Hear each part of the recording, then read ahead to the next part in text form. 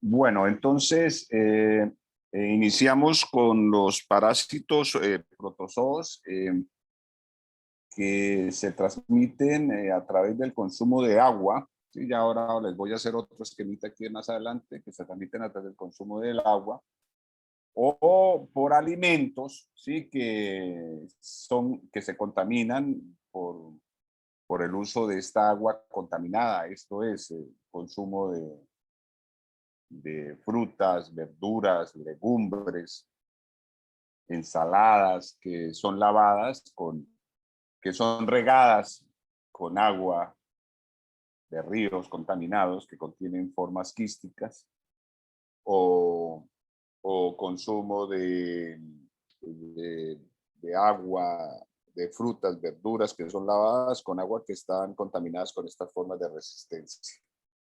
En su gran mayoría, aunque en algunos casos, como vamos a ver, ahí nos podemos infectar por la presencia de formas tofozoíticas que se encuentran directamente en el agua. Entonces, pero en estos capítulos vamos a hablar de esos parásitos que que se adquieren por el consumo de agua. Este cuadro, esto ya habíamos hablado.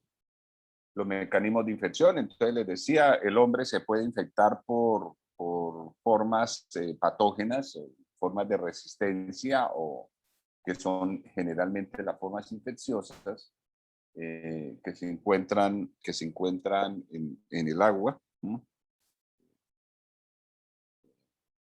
Pues las formas de resistencia, quistes o quistes se encuentran en el agua. O se puede infectar por el consumo de alimentos, ¿sí? Que contienen estas formas de resistencia.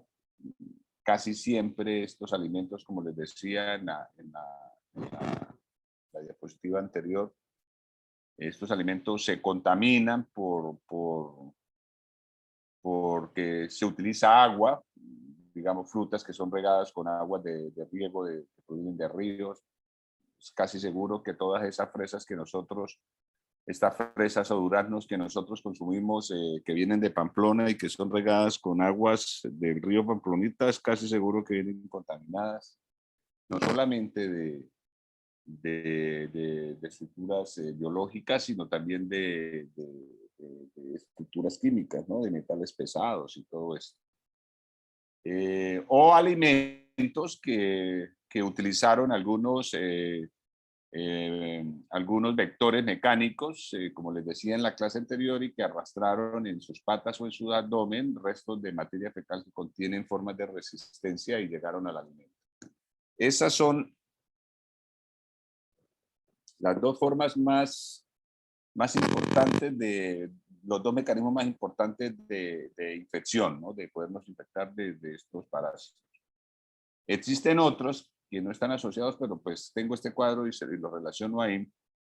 Ya lo habíamos hablado, aquellos parásitos que se transmiten a través de vectores o porque los vectores y se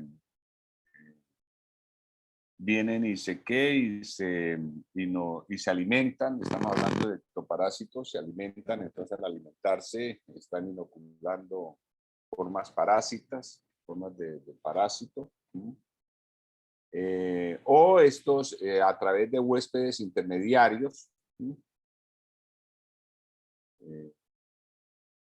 gorgojos, pulgas de agua, o cuando utilizamos de forma accidental, consumimos algo que contienen huéspedes intermediarios que contienen estos parásitos. Formas menos frecuentes como transfusiones de sangre o trasplante de órganos. Transmisión vertical también muy rara, a Chagas, Toxoplasma gondii. De forma me faltó una, transmisión sexual, ¿sí? No la veo ahí, no está ahí. De forma directa, porque vamos al baño y no nos lavamos bien las manos y nos llevamos restos de materia fecal en los dedos y en las uñas. luego consumimos algo, nos metemos los dedos a la boca o cualquiera y hacemos una transmisión directa. Estamos hablando de tricomonas, tricomonas tenax o minis que se transmiten a través de la saliva, tricomonas tenax. Entonces, por un beso, y dándole un beso a través de la saliva, entonces se transmite de un huésped a otro, ¿ya? O por autoinfección, como en el caso de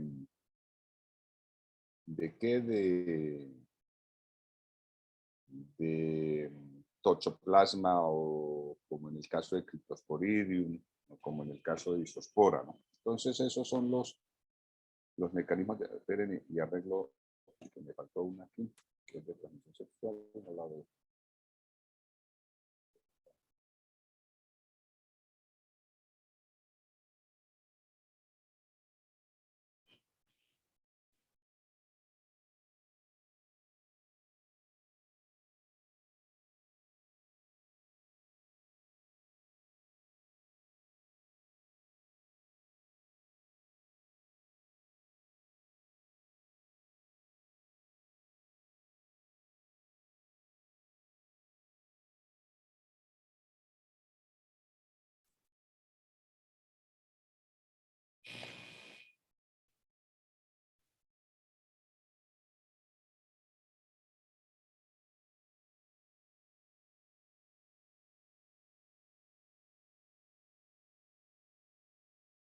Oh, listo. Transmisión sexual como tricomonas vaginales, ¿no? Que ya también les había hecho algunos comentarios. Bueno, estos son los mecanismos de transmisión más frecuentes. Entonces comenzamos con el primero, que es a través del consumo por el agua. Dentro de estos protozoos, pues tenemos las amebas, concidios, microsporas, ciliados, esporarios flagelados. Ya habíamos hablado de este tema. Empezamos con las amebas. Existen dos tipos de amebas: amebas de vida libre y amebas intestinales. Dentro de las amebas de vida libre está...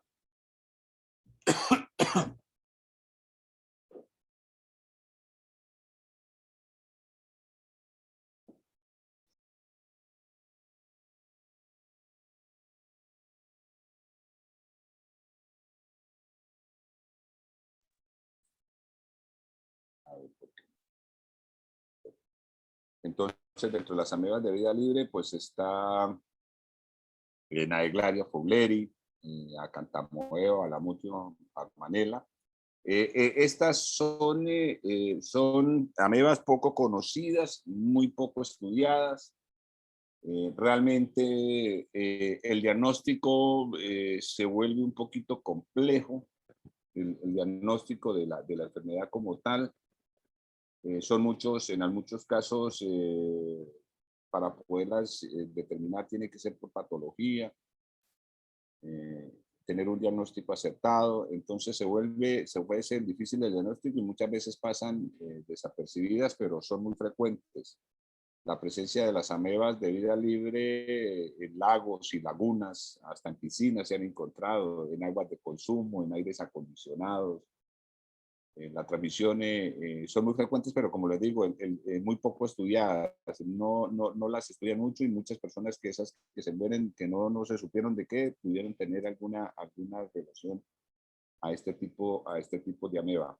Generalmente son organismos que viven como organismos de vida libre, se alimentan de otras amebas, se alimentan de otros organismos, pero si el hombre se cruza en su camino, pues se vuelven parásitos, como hablábamos en otros casos, que ellos prefieren ser parásitos a ser organismos de vida libre porque les va mejor. Dentro de las amebas intestinales, destacamos Entamoeba. Sí, hay dentro de Entamoeba hay la que es patógena de una, o sea, no necesita estar hablando de pacientes inmunocomprometidos, inmunosuprimidos, que es Entamoeba histolítica. Es una ameba que genera una clínica muy agresiva, especialmente en niños, pero que en pacientes sanos también puede generar algún tipo de complicación. este género. Entamoeba, sobre todo estolítica. Está Endolima nana y Uramoeba busli, las Tocistis hominis, que no son amebas asintomáticas, pasan como comensales, no que no generan mayores problemas, a no ser que estemos hablando de un paciente inmunosuprimido. Es muy frecuente su diagnóstico, en un COPRO se pueden encontrar, pero no generan mayores problemas, no complican mucho la vida. Ya a no ser que, como les digo, estemos hablando de pacientes inmunosuprimidos. Bueno, dentro de las amebas de vida libre, entonces encontramos especialmente 3 especies que tienen importancia clínica. Una es la especie Naeglaria fowleri, la otra es el género Acanthamoeba y el otro es el género Balamutia. Son especies que tienen interés clínico. Tanto el trofozoito como el quiste, especialmente en el género Acanthamoeba balamutia, son infectantes. En Naeglaria es el quiste el más infectante.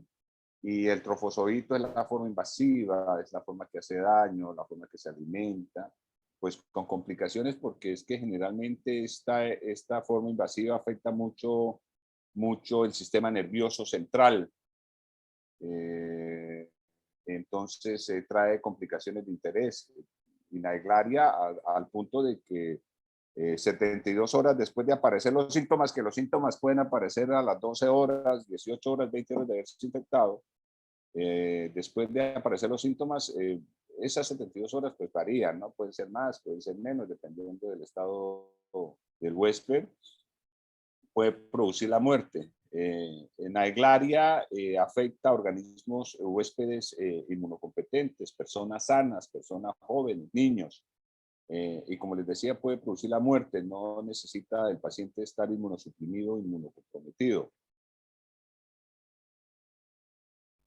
Pues es más raro, ¿no? La presencia de esta es mucho más rara. Acanthamoeba y Balamutia son amebas, la enfermedad, la enfermedad que produce, que es encefalitis amibiana, granulomatosa, es más frecuente, pero es menos agresiva, aunque en pacientes inmunosuprimidos sí puede producir la muerte. Entonces, como les digo, son poco estudiadas, pero tienen un interés clínico en el mundo de la parasitología bastante alto. Naeglaria fowleri produce una enfermedad que se conoce como meningoencefalitis amibiana primaria. Es una enfermedad cuando se genera por esta encefalitis, cuando se genera por esta ameba, es muy agresiva, como les decía. Después de 72 horas de haberse iniciado los síntomas, el paciente puede morir. Generalmente la clínica se inicia con un dolor de cabeza, una cefalea intensa muy fuerte, tan fuerte que el huésped, el paciente, ese dolor no se calma con los medicamentos de uso comercial. Tiene que ir a la atención hospitalaria, a una urgencia, para que lo atiendan. El paciente entra en una fiebre bastante alta que puede superar en algunos casos hasta los 40 grados. Entonces la fiebre puede ser bastante alta. Hay anorexia, hay irritación meningia, confusión mental. El paciente puede sentirse perdido, se puede sentir desorientado, se vuelve muy irritable, ¿sí? Muy intranquilo, hay náuseas, vómito, fotofobia, les afecta muchísimo la luz. Estos pacientes, la luz del día, la luz del sol les afecta mucho. Y el paciente se puede complicar y puede morir por un paro cardiorrespiratorio o por un edema pulmonar, como les digo. 3 días después de haberse iniciado los síntomas. Generalmente, cuando el paciente llega al médico y comienza el diagnóstico clínico y comienzan las pruebas de laboratorio, eh, no se diagnostica. Yo siempre me río porque, pues, una vez vi un caso de House, y se acuerdan de esta serie de Doctor House, ¿no? Sí, Donde yo creo que este es el único que ha sido así, diagnosticado un paciente rápido y le salvó la vida a este protagonista Entonces, a Foreman, que Foreman, era de a Colombia. Foreman. Foreman, al hombre le dio una meningoencefalitis y el hombre pudo determinar, bueno, ahí lo agravaron porque lo llevaban a que tenían que tomarle una biopsia y que una biopsia, porque este parásito afecta mucho. En términos generales, la forma se encuentra mucho en la faringe, en la esofaringe, puede llegar también a los ojos, pero las complicaciones se presentan cuando llega al sistema nervioso central y especialmente cuando está en el cerebro, ¿no? Entonces, a Foreman llegó y Foreman estaba investigando un paciente que se murió y Foreman fue al sitio, al apartamento donde estaba este paciente y se infectó y bueno, y comenzó con la misma clínica, como le digo, pero House fue allá y vio que unas palomas estaban tomando agua de un estanque y comenzaron las palomas a volar todas confundidas y se caían y todo el tema y de una vez se dio cuenta que eran Naegleria, entonces corra, le llegó allá al hospital y salvó a Foreman, porque el manejo farmacológico es sencillo, es una sol, ¿sí? Se llama afotericina o funtisol, hasta metronidazol en última sirve. Lo que pasa es que son medicamentos especiales que superen la barrera encefálica, pero el manejo farmacológico no es complejo. Lo que pasa es que la clínica que se presenta por esta enfermedad, vamos a ver, ¿dónde está? A ver, pues puede ser cualquier cosa, ¿no? Hasta puede confundirse con cualquier cosa y diagnosticarla a que sea una meningoencefalitis de tipo amibiana, pues es lo complejo. Como les decía, determinar casi siempre el diagnóstico de la enfermedad es post-mortem, porque el paciente después de que comienza con una clínica a los 3 días, 4 días ya está muerto. Entonces, post-mortem es que identifican el paciente y eso, observando miren, estas son las amebas. Estas son las amebas. Las amebas, al ser una ameba, al ser un trofozoito que está en el sistema nervioso, al tomarse una biopsia, pues no tienen una forma definida que usted diga, no, son así o son así, no, nada, no tiene una forma definida. Lo único que nos ayuda en el diagnóstico es la presencia del núcleo, como ven ustedes aquí. Ahora les voy a mostrar una imagen más grande, no sé si la tengo por acá. Esta. La presencia de este núcleo y de esta areola que presenta alrededor del núcleo. Esto es típico de estas amebas. Esto es típico de estas amebas, la presencia de este núcleo y esta lucecita, esta parte clara, areola que se presenta ahí alrededor del núcleo. Entonces, todas estas amebas la presentan. Es casi lo que te ayuda en el diagnóstico, porque como les digo, es supremamente difícil poder determinar que el paciente se infectó ¿por qué? Por la presencia de esta ameba. A ver, ¿dónde es que está lo que quiero mostrar?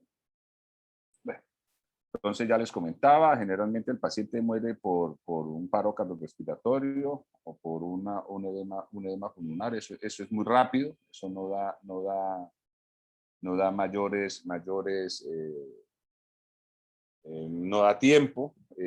Casi siempre, como les decía, el diagnóstico es post-mortem, ¿sí? Al tomar una biopsia. Si usted tiene la sospecha y hace una inmunofluorescencia o una ELISA para esto, pues, pero es que es difícil asociar este diagnóstico a la presencia de esta ameba. Entonces, como les decía, afecta mucho las personas que están bañándose, que les gusta muchísimo bañarse a los lagos, lagunas, porque es que en las aguas de los ríos Las aguas de los ríos no son muy fuertes, se mueven mucho, entonces no es un hábitat que le guste a la ameba. En cambio, las aguas de las lagunas, lagos, que son tranquilas, son los sitios donde más se encuentra esta ameba y donde más se infectan las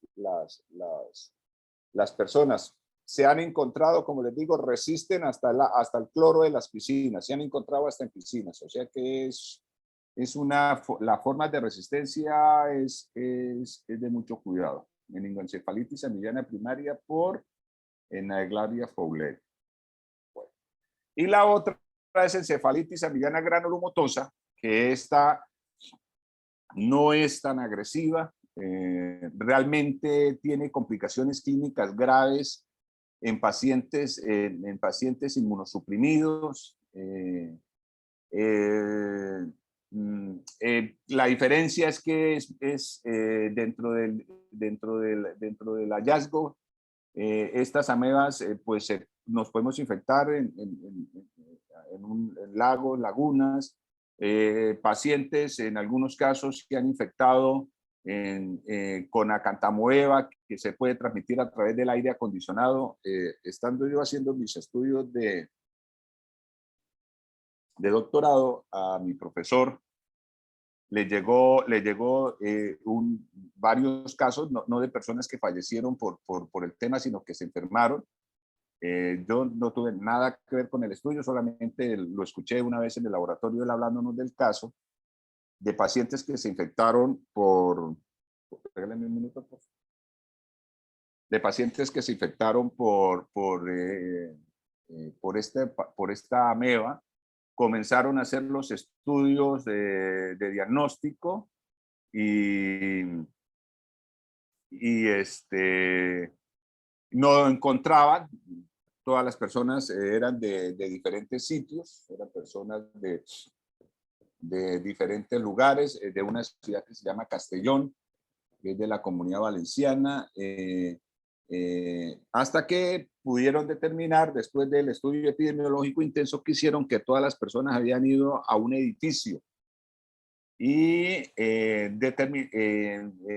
al edificio diagnosticaron la ameba, que era por acantamoeba, era una encefalitis por acantamoeba, y determinaron que estaba en el aire acondicionado, se transmitía a través del aire, se transmitía a través del aire acondicionado. Pero como les decía, se han encontrado, hay publicaciones de pacientes que se han infectado por consumir agua embotellada. Consumir agua embotellada, se han encontrado en pacientes que en agua embotelladas, o sea, en agua cristal, en agua de quebradas, donde no se mueve mucho.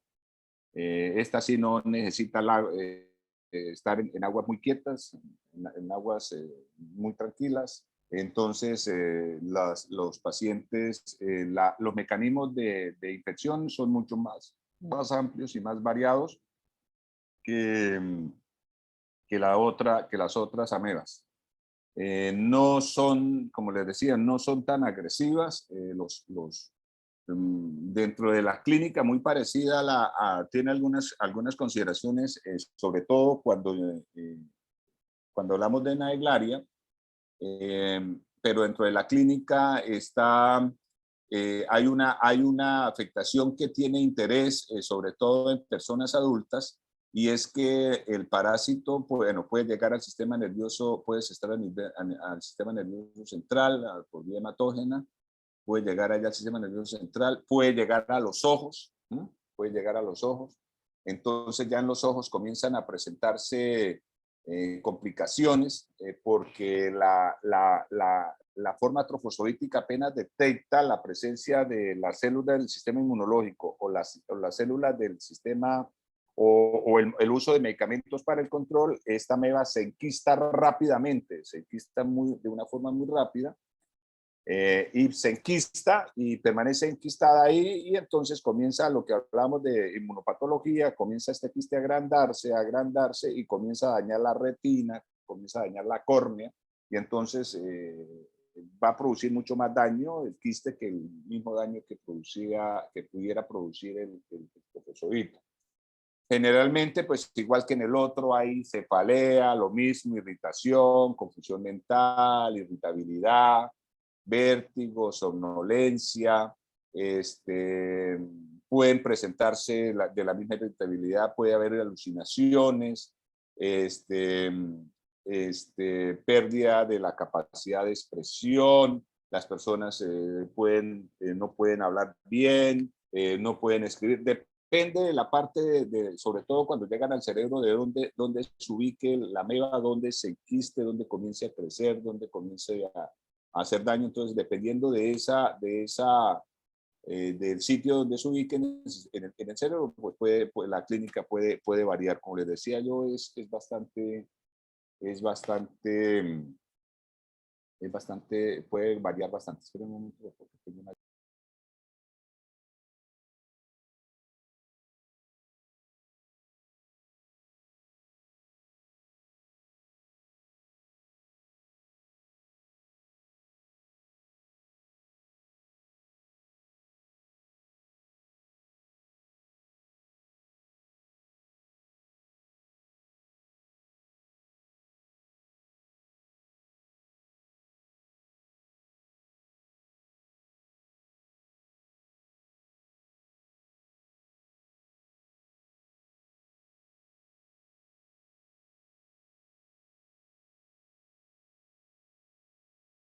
Otro punto interesante es que esta es muy frecuente que los pacientes se infecten por lesiones en la piel, ¿sí?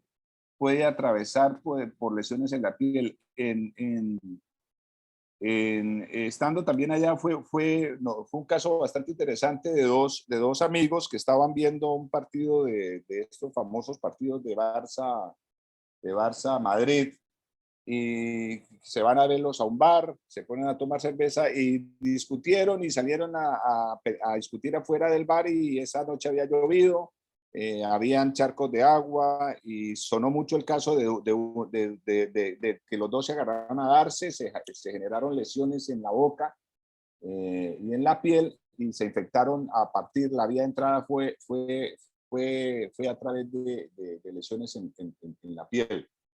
Generalmente estos parásitos, tanto esta como Naeglaria, entran especialmente por las fosas nasales, o por la boca, y por vía hematógena, pues comienzan a moverse, llegan a los pulmones, a la córnea o al sistema nervioso central. A ver qué más les digo que se me... el diagnóstico es lo mismo por biopsia. Por Profe, ELISA, ¿sí? profe, una pregunta. Es que yo tenía entendido que solo Naeglaria entraba por vía nasal No, y estas también pueden Acantamueva. entrar por vía nasal. Ah, ya. Es que sí, tenía entendido que la Acantamueva y la Balamutia entraban por vía hematógena más que todo. No, pero ¿cómo entran al cuerpo?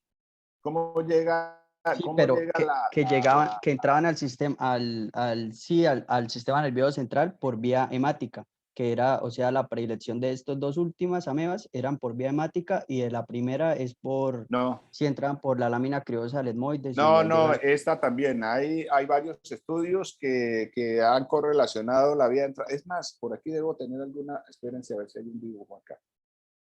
Aquí, en los dos casos, mira, por el tracto respiratorio. Pueden penetrar por las fosas, ¿sí? Pueden penetrar por la piel. La vía de entrada de Naeglaria tiene dos formas de presentación. Eso también se me ha olvidado comentarles. Una una puede ser forma flagelada, forma trofozoítica. Cualquiera de las dos son infecciosas. En el caso de Naeglaria, la forma infecciosa es el trofozoito. En el caso de Acantamoeba balamutia, la forma infecciosa es tanto el trofozoito, como ven ustedes, como el quiste, pero como les decía, pueden entrar por lesiones en la piel, pueden entrar por la boca y también por las fosas nasales. Ya, sí, hay varios casos confirmados que confirman esta entrada. Bueno.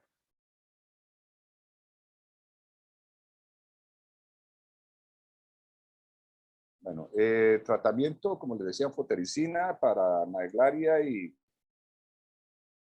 sulfadiacina y cotrimazol para cartamoeba.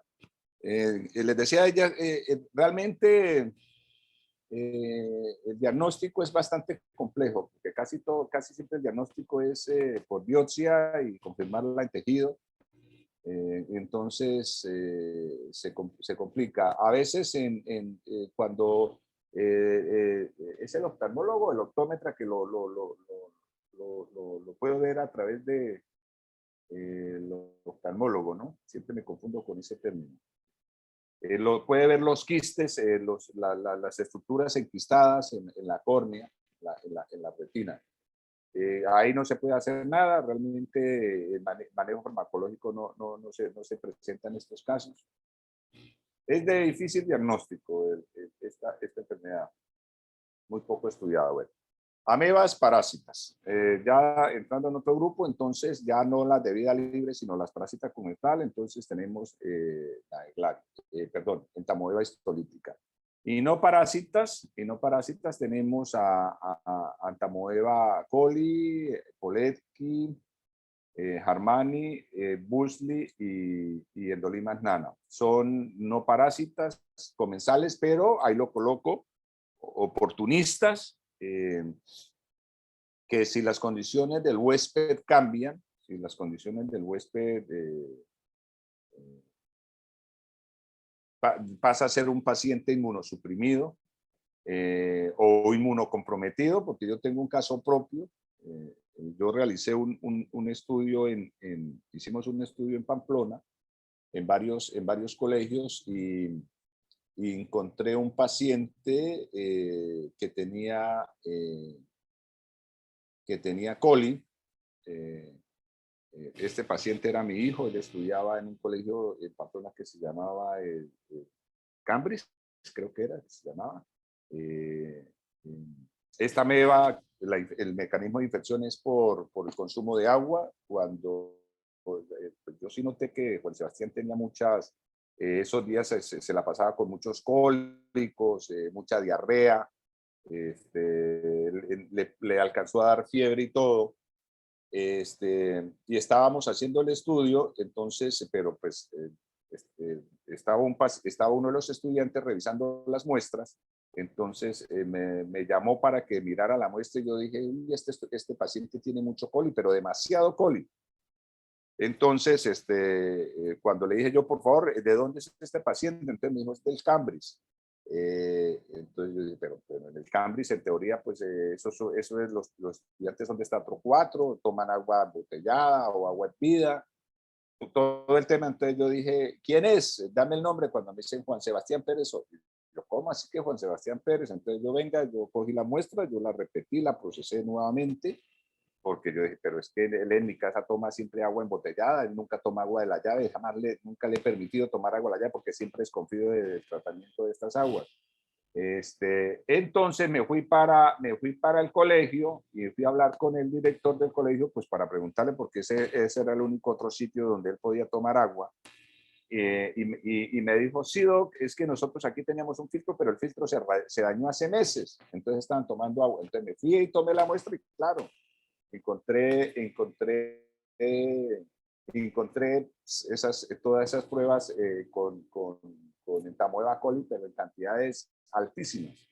Entonces, como les decía, pueden producir coli en pacientes, no sé, Juan Sebastián no tenía ningún tipo de compromiso de sistema inmune, debía estar alguna, no sé, alguna virosis o algo, pero tenía algún tipo de compromiso y le dio una clínica no grave, pero sí de interés. Entonces, como les digo, tengo un vivo ejemplo de que estas son comensales oportunistas que pueden generar algún tipo de problema en pacientes, sobre todo en niños. Esta gráfica solamente para comentarles el núcleo. Esto es el núcleo, no la ameba, este es el núcleo de la ameba. presenta una estructura conocida como endosoma o cariosoma, ¿sí? Que es esta, endosoma o cariosoma, que nos permite, digamos, como les decía, a veces podemos determinar de qué tipo de ameba estamos hablando por el tamaño, ¿sí? Pero en algunos casos, si no tenemos cómo medirlas, pues podemos mirar la presencia del núcleo. En el grupo de las amebas, de la entamoeba, en el grupo de la entamoeba, el núcleo central, ¿sí? Presenta un núcleo central como lo ven ustedes acá, el grupo de las entamoebas. El grupo de las iodamoebas, este cariosoma, es de forma estrellada. ¿Sí? En el grupo de las endolimas, este cariosoma es de forma irregular. En el grupo de la diantamoeba, este cariosoma es fragmentado. Entonces, la forma de este cariosoma o endosoma dentro del núcleo nos permitiría en algunos casos poderlas diferenciar. Y cuando estamos hablando de entamoeba, la forma histolítica o Harmani o dispar, el núcleo central, el endosoma o cariosoma central, y en la forma de E. coli, y ahora lo van a ver ustedes, este cariosoma o endosoma es más periférico. Entonces es una imagen que les traigo hoy para que ustedes la tengan presente. Estas son algunas fotografías de amebas, se las traigo para que ustedes vean que es difícil poderlas diagnosticar por la forma. Uno sabe que esta es que esta es entamoeba histolítica porque primero vean ustedes aquí esto es un eritrocito, entonces es una ameba parásita que se está alimentando de glóbulos rojos.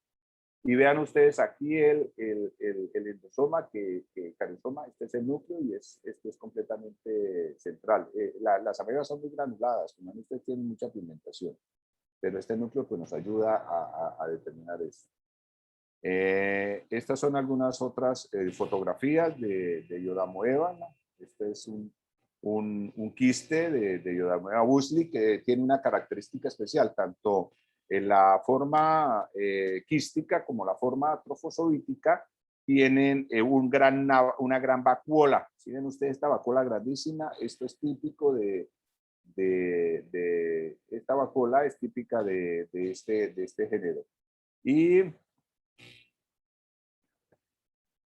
aquí está la diantamoeba, que se caracteriza también, es muy pequeña, la presencia de estos dos núcleos. Es muy difícil también el diagnóstico de la misma. Aquí vemos Endolimas nana, que tiene el núcleo estrellado. Entamoeba harmani, que esta es mucho más pequeña, la histolítica es casi 3 veces más grande que la harmani. Esta la podemos determinar porque no vamos a encontrar, no es parásita, no vamos a encontrar formas zoíticas, pero sí miren el núcleo con el cariosoma central. Y Entamoeba poletki, no son muy frecuentes, ¿no? Esta es la Entamoeba coli. Otro que nos permite diferenciarla es que los quistes de entamoeba histolítica son los quistes maduros son tetranucleados, presentan 4 núcleos. En cambio, los quistes de entamoeba coli son 8 núcleos, presenta el doble de núcleos. Aquí solamente, recuerden que es una estructura esférica donde los núcleos están flotando. Aquí le contamos 5. Si ya tiene más de 5, ya es coli. Los otros están suspendidos. Aquí se ven al fondo. Son cinco núcleos. La coli es mucho más grande. Yo creo que 2 veces y media más grande que un quiste de entamoeba histórica. Bueno, aquí vemos un trofozoito de histolítica con varias estructuras adentro que son glóbulos rojos, lo que nos permite determinar que es una ameba patógena. Los tamaños varían mucho, ¿sí? Pueden ser muy grandes, hasta de 65 micras, de 8 o 10 micras. Bueno. El paciente, el huésped humano, se infecta cuando ingiere quistes tetranucleados, quistes maduros, que contienen 4 núcleos en su interior. Los quistes entran a través del consumo de agua, especialmente, entran por la boca.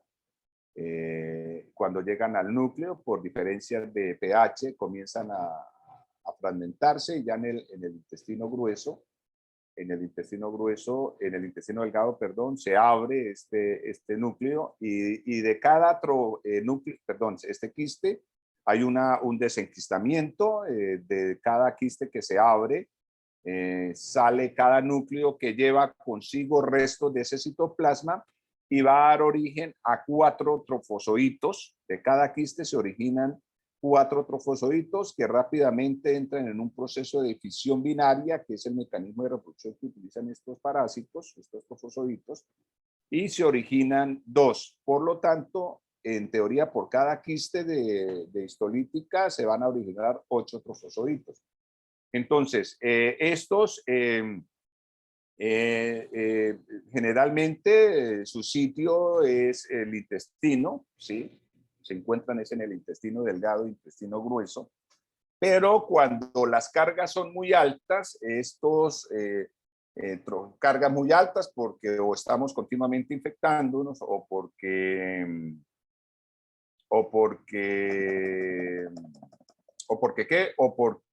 somos un paciente inmunosuprimido.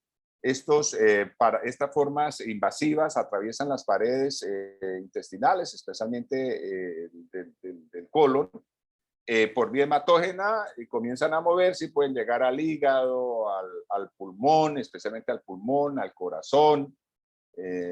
Pueden llegar a los pulmones y pueden llegar a producir amibiasis intestinal y llegar a estos órganos, y pueden llegar al cerebro con complicaciones como la formación de abscesos cerebrales o abscesos cardíacos o cosas así por el estilo, que pueden complicar abscesos hepáticos, que pueden en algunos casos complicar mucho al paciente y pueden producir, con raras excepciones, pero pueden producir hasta la muerte del huésped. Entonces son situaciones de cuidado. Como les decía, son organismos, pertenecen al grupo de los sarcodinos, no tienen una forma definida. Aquí lo vemos, el núcleo con la estructura cariotoma o endosoma central, forman pseudópodos que les permiten moverse y capturar el alimento.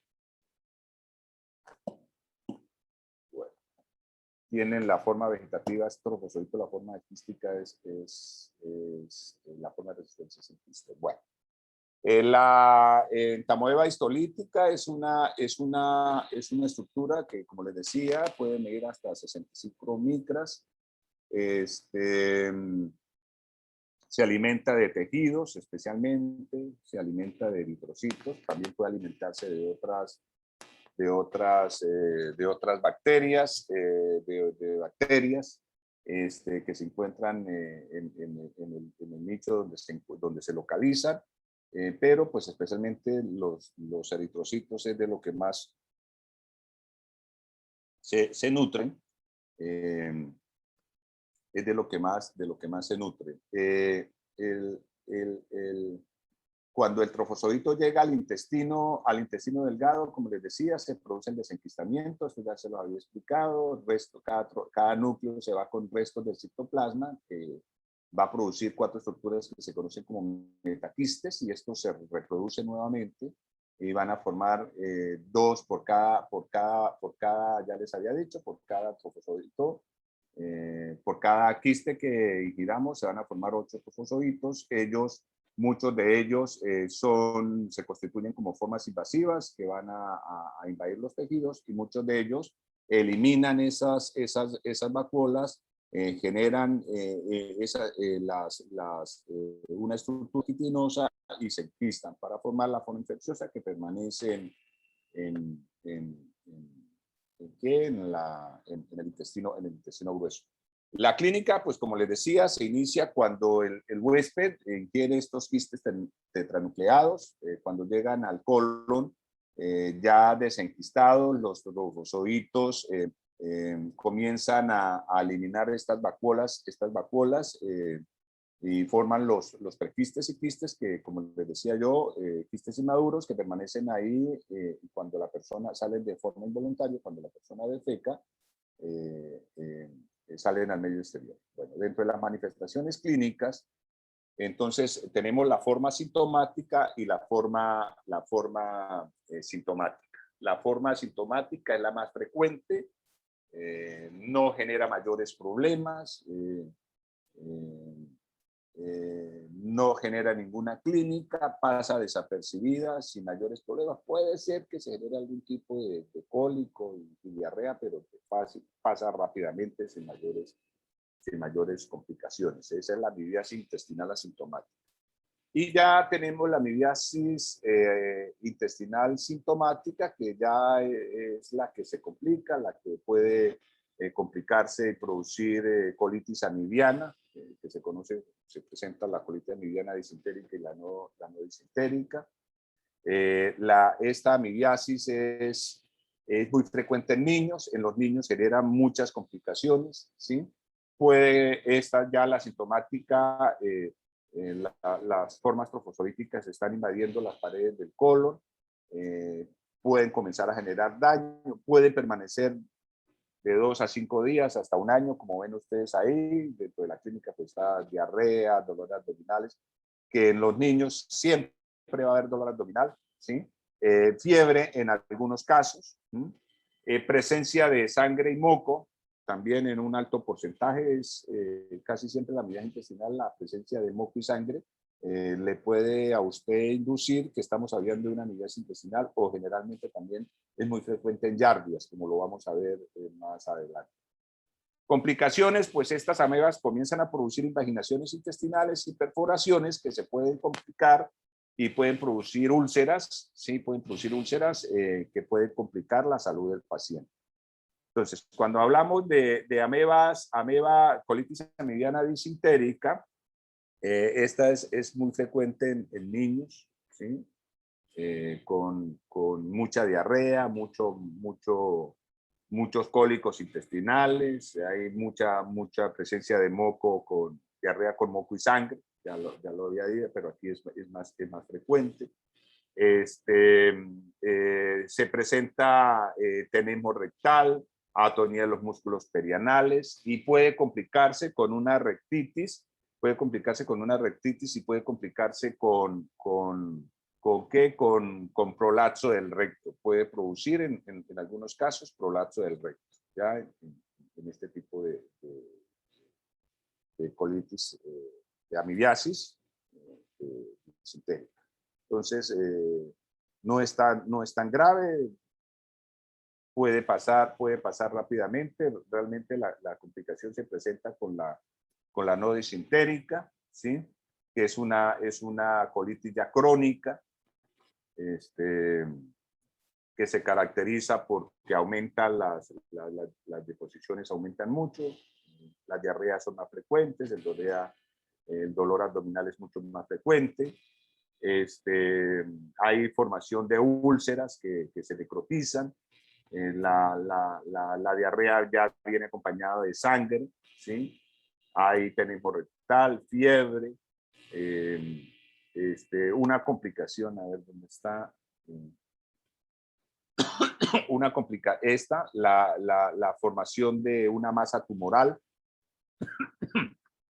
que generalmente va a dar origen a una ameboma, que es una masa que puede medir 30 centímetros, que puede producir obstrucción intestinal, que puede confundirse en algunos casos con un adenocarcinoma, por eso tienen que tener mucho cuidado.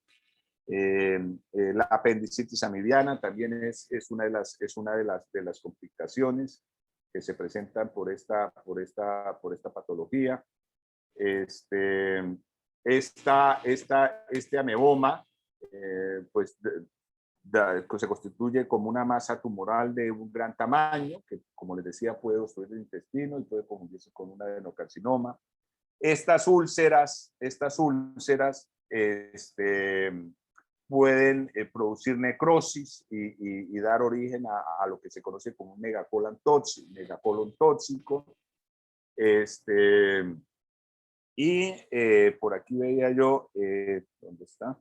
Que muchas veces una de las principales complicaciones es que presentan cuando se presenta esta no disentérica, es que la carga de parásitos de estos trofozoitos se vuelve tan alta que pueden los trofozoitos atravesar la pared, la pared intestinal, entrar al torrente circulatorio y por vía hematógena pueden producirse amibiasis extraintestinal que puede llegar al corazón, producir, como ven ustedes ahí, taponamientos cardíacos, pueden llegar al cerebro y producir accesos cerebrales o amibiasis cerebral, pueden llegar al hígado y producir accesos hepáticos a medianos. Como van a ver ustedes aquí, es muy frecuente, el hígado se tiene que aguantar mucho los parásitos porque es una vía de recorrido cuando se mueven por vía hematógena, entonces se produce mucho taponamiento de los conductos hepáticos. ¿Por qué? Porque los quistes o los trofozoitos son encapsulados y entonces comienzan a encapsularse y comienzan a aumentar de tamaño y comienzan a formar estos accesos que en el hígado pueden producir hepatomegalia, pueden producir fiebre, ¿sí? Dolor abdominal y pueden llegar a insuficiencia hepática que puede generar la muerte del paciente. Pueden producir un daño hepático interesante con complicaciones para el paciente. También podemos hablar, esta extraintestinal es rara, ¿no? No es que sea frecuente que se presente, pero se frecuenta. Yo creo que la de hepático es la más frecuente de todas. Puede también llegar al pulmón y producir pleuropulmonar. Ya les comentaba que puede también llegar al corazón y producir amibiasis pericárdica, peritoneal. Bueno, puede complicarse por esta situación.